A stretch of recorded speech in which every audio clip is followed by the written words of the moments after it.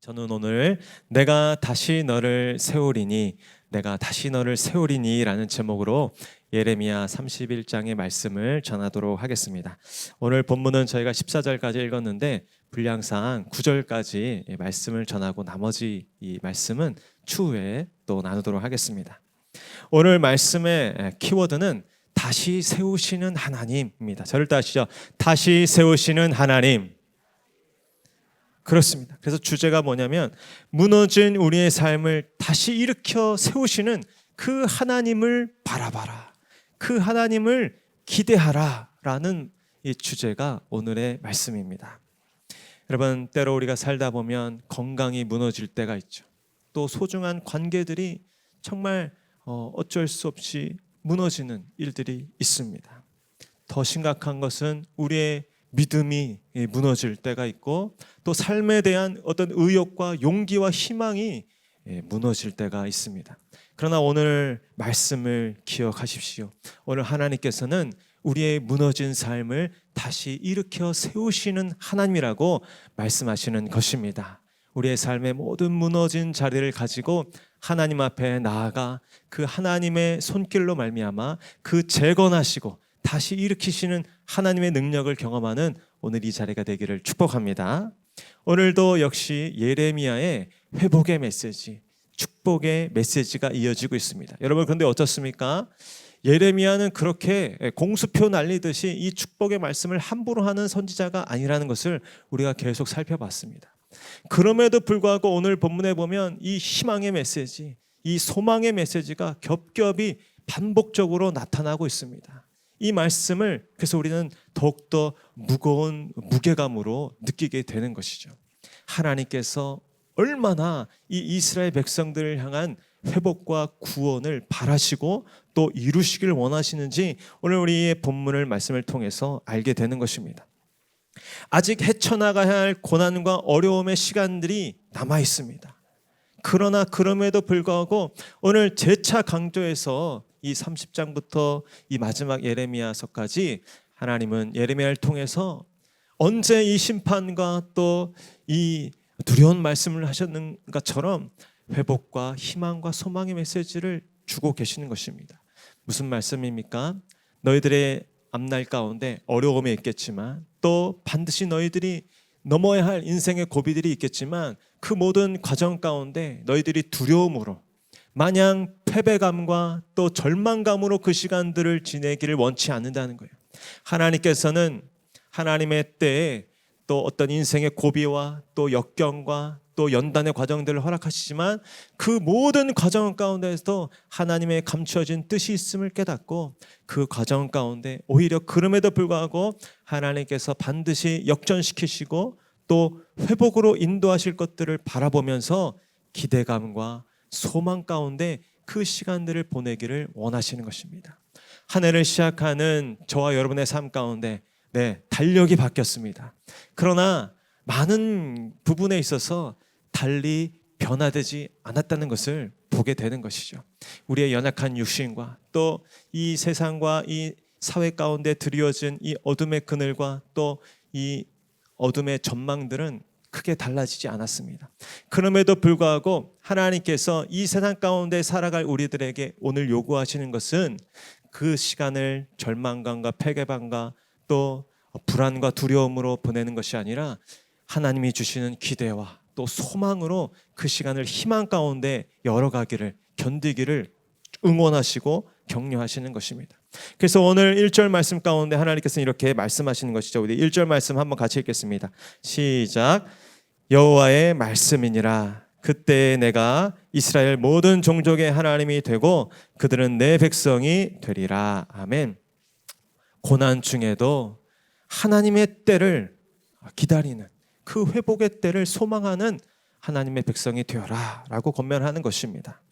기독교는 소망의 종교죠. 오늘도 본문에 보면 그때 하나님께서 반드시 너희들 가운데 임하게 하실 그날 그때가 있다라는 것입니다. 그때는 하나님께서 반드시 이스라엘 백성들 가운데 오셔서 그 모든 이스라엘 종족의 하나님이 되시고 그들은 내 백성이 되게 할 것이다 라고 약속하시는 것입니다. 아직 이 포로 생활과 뼈아픈 그 바벨론 침략의 상황이 해결되지 않은 상황이었습니다. 당분간 생각보다 긴 시간을 그 압제와 또 억압 속에서 지내야 할 것입니다. 그러나 하나님은 그럼에도 불구하고 이스라엘 백성들이 바라고 기대하고 또 꿈꾸고 소망할 그 회복의 날, 구원의 때를 가르쳐주고 계신 것입니다. 그때의 핵심은 그리고 무엇이냐면 이스라엘의 모든 종족이 하나님께로 돌아오고 또 하나님이 그들의 백성이 되시는 그때를 말씀하시는 것입니다. 특별히 오늘 말씀은 지금 그 바벨론의 포로로 붙잡혀가는 남유다뿐 아니라 이미 100년도 넘게 한 130여 년 전에 아수르에 인해서 철저히 멸망당한 그 북이스라엘까지 염두에 두고 하신 말씀인 것입니다. 죄악과 우상 숭배로 뿔뿔이 찢어지고 또 강대국들에 의해서 철저하게 짓밟힌 그 깨어진 이스라엘 12지파가 그 모두가 헛된 우상을 버리고 하나님께로 돌아오며 하나님께서도 기쁘게 그들을 내 백성이라고 불러주시는 바로 온 이스라엘과 하나님과의 관계가 회복되는 그때가 반드시 올 것이라고 말씀해 주시는 것입니다. 여러분, 우리가 꿈꾸는 올 한 해의 소원과 가장 큰 기도의 제목이 무엇이 되어야 하겠습니까?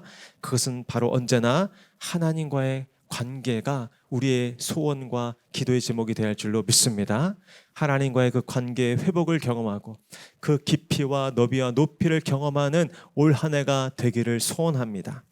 마치 집 나간 그 둘째 아들 비유에서 그 아들의 인생의 회복의 열쇠가 되는 것이 다른 것이 아니라 아버지가 계신 고향 땅에 돌아가서 그 아버지의 품에 안기는 것이 그 인생의 회복으로 나아가는 열쇠가 되는 것처럼 이스라엘 백성의 회복은 지금 이스라엘 백성들의 무지와 어리석음으로 행했던 모든 우상 숭배와 불순종과 반역을 멈추고 하나님께 돌이켜 다시 하나님이 그들의 하나님이 되어주시며 그들은 하나님의 백성이 되는 것에 있다라는 것입니다. 그러나 우리가 집 나간 둘째 아들의 비유에서도 알 수도 있듯이 아마 그 아들은 그 고향 땅을 박차고 나가면서 동시에 아버지를 잊어버렸을지 모르겠지만 아버지는 아들이 그 집을 박차고 난 그 순간부터 한순간도 그 아들을 잊은 적이 없는 것이죠. 하나님은 우리가 가장 실패하고 가장 망가진 그때에도 우리가 하나님의 회복의 때를 바라보게 하시고 그날을 소망하도록 지금 예레미야를 통해서 그 이스라엘 백성들에게 하나님의 회복의 때를 말씀하고 계신 것입니다. 올 한 해 여러분 어떤 소원을 가지고 이 한 해를 시작하고 계십니까? 하나님과의 관계 회복과 더욱 깊고 풍성한 관계로의 그 발전과 도약이 우리의 가장 큰 기도의 제목과 우선순위가 되기를 축복합니다. 저와 여러분의 삶에 반드시 그러한 때가 임할 것이라는 기대를 가지고 이 한 해를 시작하시기를 축복합니다. 때로 우리가 신앙생활을 하다 보면 이런저런 이유로 때로는 알 수 없는 이유로 하나님과의 거리감이 느껴지고 하나님과의 그 간격이 느껴지는 순간들이 있습니다. 그러나 오늘 이 한 해 가운데 오늘 주시는 이 말씀을 기억하면서 하나님께서 나는 너의 하나님이다, 너는 나의 백성이다 라고 말씀해 주시는 그 깊고 온전한 관계 가운데 우리가 나아갈 것을 기대하고 소망하면서 이 한 해를 시작할 수 있는 저와 여러분 될 수 있기를 축복합니다. 그 회복의 자리 가운데 나아가면서 오늘 예레미야 선지자는 어떻게 권면하고 있습니까? 이미 베푸신 하나님의 큰 구원과 영원한 사랑을 기억하라 라는 것입니다. 우리 2절 3절까지 말씀 한번 같이 읽도록 하겠습니다. 시작. 여호와께서 이같이 말씀하시니라. 칼에서 벗어난 백성이 광야에서 은혜를 입었나니 곧 내가 이스라엘로 안식을 얻게 하러 갈 때에라. 옛적에 여호와께서 나에게 나타나사 내가 영원한 사랑으로 너를 사랑하기에 인자함으로 너를 이끌었다 하였노라. 아멘. 하나님은 예레미야를 통해서 지금 바벨론이라는 거대한 대적으로 인해서 이스라엘 백성들의 마음이 다치고 또 눈이 감겨서 정말 시리와 절망에 빠져 있는 그들로 하여금 다시 하나님을 바라보도록 다시 소망 가운데 눈을 뜨도록 지금 역사하고 계십니다. 칼에서 벗어난 백성이 광야에서 은혜를 입었다라는 것을 기억하라는 것이죠. 칼이라는 것은 무엇입니까? 억압과 악재를 상징합니다. 바로 애굽에서 400년 동안 종살이하던 이스라엘 백성의 그 비참한 과거의 때를 상징하는 것이죠. 그들이 어떻습니까? 하나님이 세우신 모세라는 지도자를 통해서 그 애굽에서 출애굽하게 되었고 홍해를 건너게 되었고 그 광야에서 하늘의 만나와 메추라기를 먹으며 하나님의 은혜를 입게 하였던 것입니다. 왜 이 일을 다시 언급하고 계십니까? 애굽의 400년 넘는 그 압제와 포로 생활에서도 이스라엘 백성들을 구원하시고 건져내신 하나님께서 지금 이 바벨론의 압제와 그 권세로부터도 너희들을 능히 건지시고 회복으로 인도해 주실 수 있다라는 것을 강조하기 위함이었습니다. 400년 넘는 그 압제에서도 함께 하시고 마침내 큰 구원을 이루신 하나님께서 이 바벨론의 이 17년 이 고난의 때도 여전히 함께 하시고 넉넉히 구원하시고 또 건져내 주신다라고 말씀하고 계시는 것입니다. 예레미야는 고난의 골짜기를 건너는 이 이스라엘 백성들에게 이미 지난 날 하나님께서 찾아오시고 또 붙드시고 귀 기울이시고 또 건지시고 구원하셨던 그 소중한 기억들을 발판과 사다리로 삼아서 이번에 찾아온 그 고난의 골짜기도 꿋꿋이 견디고 또 극복하고 이겨내게 하기를 응원하고 있는 것입니다.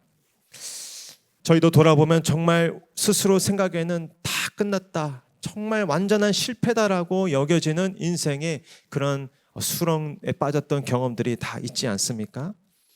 그러나 돌아보면 그 깊은 수렁에서도 하나님은 여전히 우리를 건지셨고 또 지키셨고 보호하셨음을 돌아보면 우리는 다 고백하게 되는 것입니다. 저도 돌아보면 짧은 인생이지만 우여곡절이 있는 순간이 많았죠. 그러나 그때마다 하나님께서 두 손으로 저의 그 연약한 몸을 감싸시고 지키시고 보호하셨다는 것을 경험하게 됩니다. 제가 가장 어렸을 때부터 그런 경험했던 그런 두려움의 때가 언제였는가 생각해 보니까 제가 초등학교 3, 4학년쯤에 전학을 한번 했거든요. 어린 나이였기 때문에 그 학교를 옮긴다는 것, 내가 살던 그 동네 친구들 또 그 다니던 그 동네를 떠나서 완전히 낯선 그 지역에 낯선 선생님과 친구들과 만난다는 사실이 너무 힘들었던 것 같아요. 제 기억에 그날 전학 가는 전날 밤 침대에 제 얼굴을 파묻고 펑펑 울었던 기억이 말씀 준비하면서 생각이 났습니다. 그리고 또 그때 무척 생각이 났는데 제가 좋아했던 여자 친구하고도 헤어진다는 사실이 되게 서글펐던 것 같아요. 그래서 그 두려움 가운데 이 속상함 가운데 펑펑 울었던 기억이 나요. 또 지나 보면 이 군대라는 시간이 남성들에게는 큰 두려움으로 찾아오지 않습니까? 정말 한 치 앞도 내다볼 수 없는 그 낯선 사람들 속에서 정말 이 모든 가족들하고도 차단된 그 시간을 2년 넘게 보내야 했던 그 시간, 또 저희 가정에 또 늘 곁에 있을 것 같았던 우리 아버님께서 큰 병을 만나시고 또 이제 하나님께 먼저 이렇게 부름받아 가시는 그 모든 시간들 지나 보면 생각해 보면 정말 암담하고 정말 어떻게 내가 이 상황을 극복할 수 있을까 싶었던 시간이지만 돌아보면 하나님께서 그 시간들을 지나가게 하셨고 또 견디게 하시고 마침내 하나님을 고백하게 하셨는 것을 기억합니다. 살다 보면 또다시 세상에 혼자만 남겨진 것 같고 모든 도움이 사라진 것 같은 때가 찾아오겠죠. 그러나 그때 지난날 그 폭풍우가 몰아치는 때에도 결국에는 그 폭풍우를 잔잔하게 하시고 마침내 하나님이 허락하시는 안식 가운데 인도하신 그 하나님을 기억할 수 있는 저 여러분 될 수 있기를 축복합니다. 그렇기 때문에 지금 우리가 겪고 있는 이 풍랑도 어떻게 보면 또 다른 시간 속에 우리에게 그 모든 어려움과 힘듦을 견디게 하고 또 그 가운데서도 하나님을 신뢰하게 하는 하나님과의 아름다운 그 회복의 시간, 또 그 구원의 시간으로 이 어려움과 이 풍랑도 또 사용되게 되는 은혜가 있을 줄로 믿습니다. 지금 우리가 건너는 이 고난의 골짜기 같은 기간도 언젠가 또 다른 시련의 때에 우리를 더 높고 더 성숙한 인생의 고지로 나아가게 하는 발판으로 쓰임받게 하는 역사가 있을 줄로 믿습니다. 오늘 여러분의 삶 가운데 정말 하나님께서 이미 베푸셨던 그 놀라운 구원과 회복의 역사가 다시 생각나게 하시고 떠오르게 하시는 은혜가 있기를 축복합니다. 부부가 다투고 또 싸움을 하더라도 예전에 손가락 걸고 서약했던 그때, 또 처음 만나서 사랑에 빠졌던 그때를 떠올리면서 내가 함부로 해서는 안 될 사람이지, 내가 함부로 화내서는 안 될 사람이지, 그렇게 돌이키는 것처럼 하나님께서 우리 가운데 베푸신 그 은혜와 사랑을 기억하면서 하나님께 다시 한번 믿음으로 나아갈 수 있는 저 여러분 될 수 있기를 바랍니다. 우리 3절 말씀 한 번 더 같이 읽겠습니다. 시작. 옛적에 여호와께서 나에게 나타나사 내가 영원한 사랑으로 너를 사랑하기에 인자함으로 너를 이끌었다 하였노라. 아멘. 그렇습니다. 사람들과의 약속과 사랑은 번복될 수도 있고 깨어질 수도 있습니다. 그러나 오늘 하나님께서는 어떠한 사랑으로 우리를 사랑하신다고 재차 말씀하십니까? 영원한 사랑으로, 무한한 사랑으로 우리를 사랑하신다고 말씀하십니다. 여러분, 하나님께서 이 영원한 사랑의 약속으로 오늘도 우리들을 사랑하심을 믿으시기를 바랍니다. 우리는 말로는 영원히 사랑한다고 얘기할 수 있지만 그 사랑을 끝까지 지킬 수 있는 힘과 능력이 없는 연약한 존재들이죠. 그러나 하나님은 그렇지 않습니다. 하나님은 당신께서 하신 말씀에 책임을 지시는 분이시고 당신께서 하신 말씀을 어떠한 상황 가운데서도 지키시고 이루실 수 있는 분이시라는 사실을 오늘 우리는 믿어야 하는 것입니다. 하나님께서 오늘 저와 여러분을 영원한 사랑으로 사랑하십니다. 우리가 어떠한 형편 가운데, 어떠한 실패, 수렁 가운데 넘어진다 할지라도 하나님께서는 우리를 다시 일으켜 주시고 회복시켜 주시고 구원으로 인도해 주시는 것입니다. 옆에 분께 우리 믿음으로 한번 선포하겠습니다. 영원한 사랑으로 사랑하십니다. 부디 그 사랑을 저와 여러분의 수준으로 과소평가하지 않기를 축복합니다. 하나님이 범죄하지 말라고 또 신실하라고 우리에게 말씀하셨죠. 그러나 때로 우리가 넘어질 때가 있죠. 또 범죄할 때가 있습니다. 그러나 그렇다고 해서 하나님의 영원한 사랑을 과소평가하는 저와 여러분이 되지 않기를 바랍니다. 하나님께서는 어떠한 우리의 실패와 수렁에서도 우리를 건지시는 영원한 사랑의 하나님을 믿으시기를 바랍니다. 우리 또한 하나님께서 이렇게 말씀하시죠. 우리 4절 말씀 한번 같이 읽도록 하겠습니다. 시작.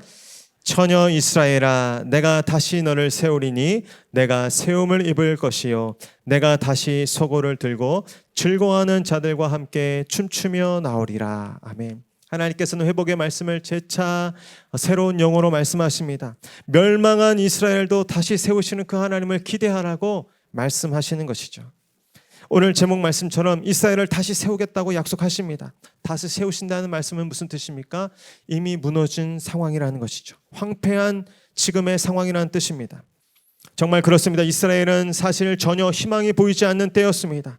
북이스라엘은 이미 아수르에 의하여서 멸망당한 지 오래였고 남유다도 이제 바벨론에 의하여 포로로 붙잡혀갈 일만 남았던 것입니다.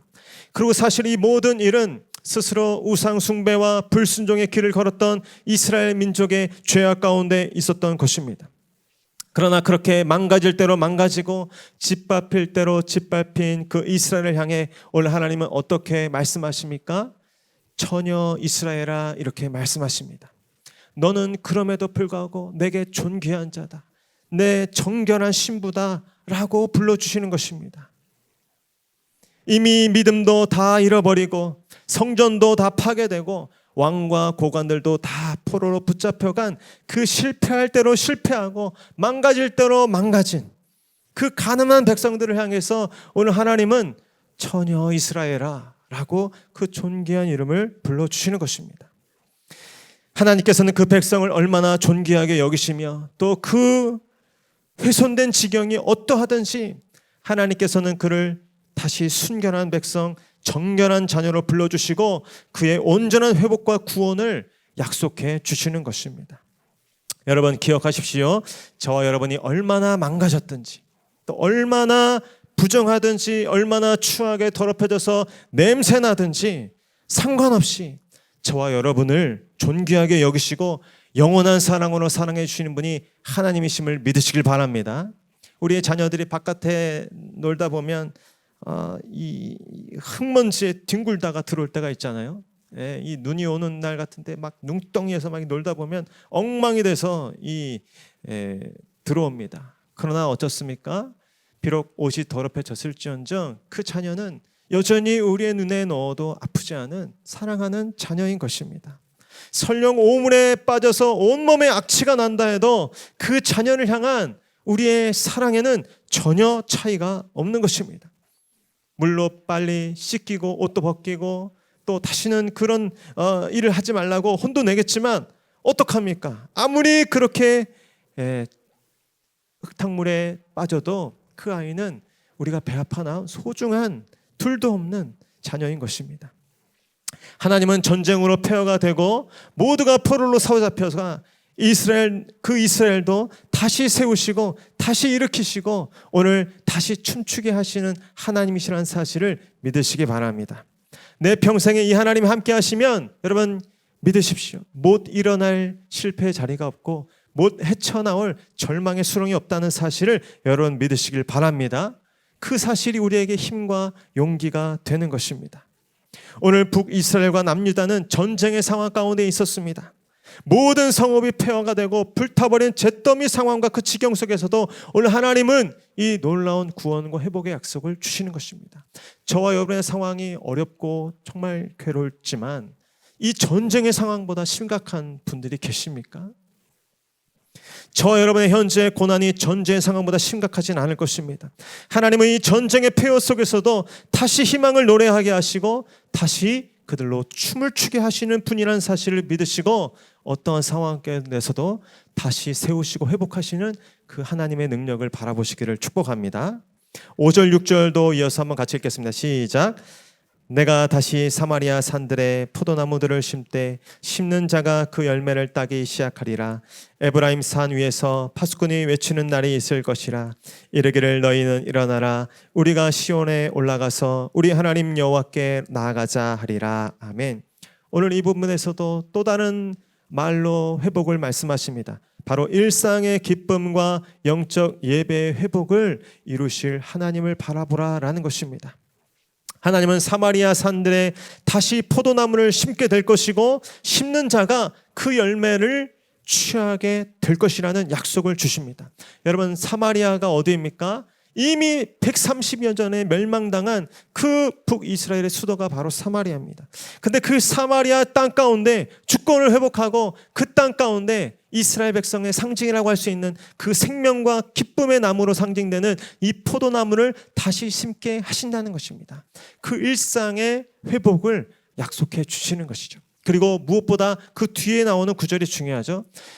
열심히 애쓰고 수고해서 그 포도나무를 심지만 그 열매와 소출을 다 빼앗겼던 사람들이 이스라엘 백성들입니다. 그래서 그 미디안에게 그 빼앗길까봐 숨어서 타작을 했던 그 기드온의 이야기 기억나시죠? 하나님께서는 그런데 오늘 그 회복을 약속하시면서 너희가 그 사마리아 산들의 포도나무를 심을 뿐 아니라 그 심은 자가 그 열매를 누릴 수 있도록 취할 수 있도록 그 모든 일상을 온전히 회복시켜 주실 것이다 라고 말씀하시는 것입니다. 이 아름다운 일상의 회복이 저와 여러분의 삶 가운데 이루어지기를 간절히 소원합니다. 열심히 일하고 애쓰고 일하고 고생하지만 그 소출과 열매를 누구나 누릴 수 있는 것은 아닙니다. 하나님께서 공의와 정의로 다스려 주시고 보호해 주시고 은혜로 지켜 주셔야 가능하다는 사실을 우리는 믿어야 하는 것입니다. 올 한 해 저와 여러분이 땀 흘리고 수고한 대로 그 소출과 열매를 얻게 하시고 누리게 하시는 은혜가 있기를 축복합니다. 우리가 애쓰고 수고하고 땀 흘려 일한 그 땅과 그 자리를 허락하시고 그 땅에서 힘써 일하고 공부하고 수고한 대로 하나님께서 저와 여러분의 그 땀과 수고의 그 정당한 삭스를 누리게 하시기를 바랍니다. 하나님께서 사단과 악한 원수들의 침략과 약탈로부터 저와 여러분들의 삶을 지켜주실 줄로 믿습니다. 또한 오늘 또 다른 회복은 무엇이냐면 그 이스라엘의 영적 예배가 회복될 것이다 라고 약속해 주시는 것입니다. 먼 곳에서부터 적군이 일어나는 것을 살피기 위해서 늘 조마조마했던 그 파수꾼이 그 전쟁의 불안으로부터 벗어나 오히려 시온에 나아가 하나님께 예배하자라고 외치며 그 온 이스라엘 백성이 하나님께 돌아와 예배하는 그 모습을 나타내고 계십니다. 북이스라엘 사람들은 그 베델에서 예배를 드렸던 사람들입니다. 그러나 그 나눠지고 분열된 그 예배가 다시 통합이 돼서 시온 가운데 온 12지파들이 모여서 하나님을 예배하는 그 아름다운 예배의 회복을 말씀해 주고 있는 것입니다. 올 한 해 또한 우리들에게 이 예배의 회복이 있기를 축복합니다. 코로나가 잠잠해지면서 많은 분들이 예배의 자리 가운데 회복하고 계십니다. 그러나 여전히 이런저런 이유로 또 사정이 있어서 예배 자리를 떠났다가 회복하지 못하고 있는 성도님들이 계시죠. 그 성도님들이 다시 이 예배 자리로 다 돌아오고 그들의 삶 가운데 중단되었던 예배와 찬양이 회복되는 역사가 나타나기를 소원합니다. 또 우리의 심령에 정말 우리 함께 나아가 이 예배 자리까지 나아가자 기대하는 마음으로 예배 가운데 나아가는 그 심령이 회복되는 거룩한 영적 부흥의 일들이 올 한 해 나타나기를 축복합니다. 우리 옆에 분들을 축복해 주십시오. 일상의 회복을 주십니다. 예배 회복을 주십니다. 아멘. 우리 마지막으로 우리 7절 말씀도 이어서 함께 같이 읽겠습니다. 시작. 여호와께서 이와 같이 말씀하시니라. 너희는 여러 민족의 앞에 서서 야곱을 위하여 기뻐 외치라. 너희는 전파하며 찬양하며 말하라. 여호와여 주의 백성 이스라엘의 남은 자를 구원하소서. 아멘. 이스라엘의 모든 남은 자를 구원하실 하나님을 기대하라 라는 것입니다. 하나님은 여러 민족들을 위해 야곱을 높이 세우겠다고 하십니다. 그리고 이스라엘 백성들의 남은 자들을 위한 그 기도 소리에 응답하겠다고 말씀하시죠. 여기 보면 남은 자들이 누구입니까? 바벨론의 포로로 붙잡혀 갔지만 끝까지 믿음을 지키고 여호와 신앙을 지켜서 그 모진 세월을 다 견디고 마침내 하나님의 때에 하나님께서 부르시는 그날 다 돌아와 하나님의 나라를 이루고 하나님의 그 백성이 되는 사람들을 말씀하는 것입니다. 여러분, 어떠한 시대적 위기와 고난 속에서도 하나님은 구루토야 같은 이 남은 자들을 남겨놓으신 줄 믿으시길 바랍니다. 우리의 인생 가운데도 하나님께서는 하나님의 이 남은 자들을 예비하셔서 하나님의 회복의 날에 그들을 다 돌이키시고 구원하시는 것입니다. 우리 8절도 이어서 한번 같이 읽겠습니다. 시작. 보라, 나는 그들을 북쪽 땅에서 인도하며 땅끝으로부터 모으리라. 그들 중에는 맹인과 다리 저는 사람과 잉태한 여인과 해산하는 여인이 함께 있으며 큰 무리를 이루어 이곳으로 돌아오리라. 아멘. 똑같은 이 회복의 이 비전을 보여주고 계십니다. 그 남은 자들이 돌아오는데 그 큰 무리 중에 속한 자들이 지금 누구라고 말씀하십니까? 대단한 사람들, 지체 높은 자들만이 아니고 맹인과 다리 저는 사람과 잉태한 여인과 해산한 여인 한 사람도 남김없이 내가 샅샅이 그 남은 자들을 다 돌아오게 하겠다라고 말씀하시는 것입니다. 강한 자뿐 아니라 병들어 연약한 자들, 또 몸이 불편한 자들, 임신하여 거동이 불편한 자들, 모두 그들의 형편과 그 사정이 어떠하든지 다 회복하게 하실 것이고 돌아오게 할 것이라는 것입니다. 우리가 얼마나 객관적인 소견에서 볼 때 회복의 자리로 나오기 어렵고 또 힘들고 또 가망이 없는 취약한 자들이라 할지라도 하나님이 이끄시고 하나님이 길을 내시면 어떤 연약한 자도 어떤 불구의 인생도 하나님의 회복의 자리 가운데 다 돌아오게 하실 줄로 믿습니다. 그것이 올 한 해 우리가 바라봐야 할 꿈과 비전이 되는 것입니다. 우리 9절 말씀 끝으로 읽겠습니다. 시작. 그들이 울며 돌아오리니 나의 인도함을 받고 간구할 때에 내가 그들을 넘어지지 아니하고 물 있는 계곡의 곧은 길로 가게 하리라. 나는 이스라엘의 아버지요 에브라임은 나의 장자니라. 아멘. 그렇습니다.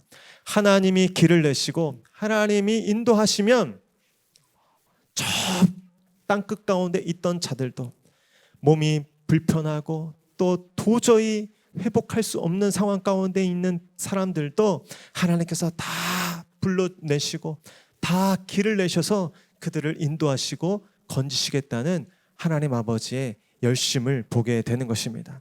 하나님께서 오늘 우리에게 말씀하십니다. 이 마음을 품고 올 한 해 너희들이 어떤 자리 가운데 있든지 회복하실 하나님을 기대하라고 말씀하십니다.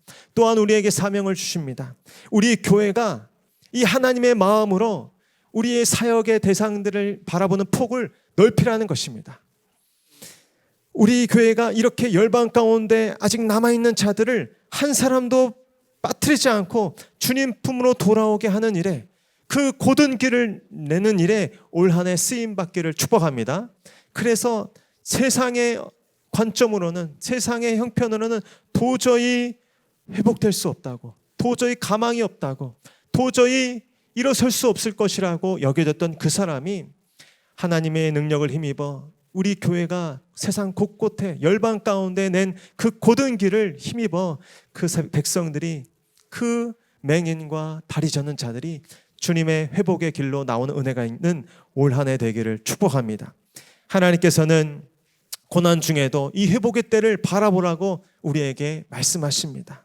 이미 베푸신 하나님의 큰 구원과 영원한 사랑을 기억하고 낙심치 말고 용기를 내라고 말씀하십니다. 멸망한 이스라엘도 다시 세우신 하나님께서 얼마든지 우리의 형편과 사정 가운데 우리를 건지시고 구원할 것임을 믿으라는 것입니다. 마침내 모든 남은 자들을 당신의 구원의 길로 인도하실 그 하나님을 바라보며 그 하나님께 쓰임받는 저 여러분 될 수 있기를 축복합니다. 그 구원의 하나님을 우리가 소망하면서 함께 찬양하고 기도하겠습니다.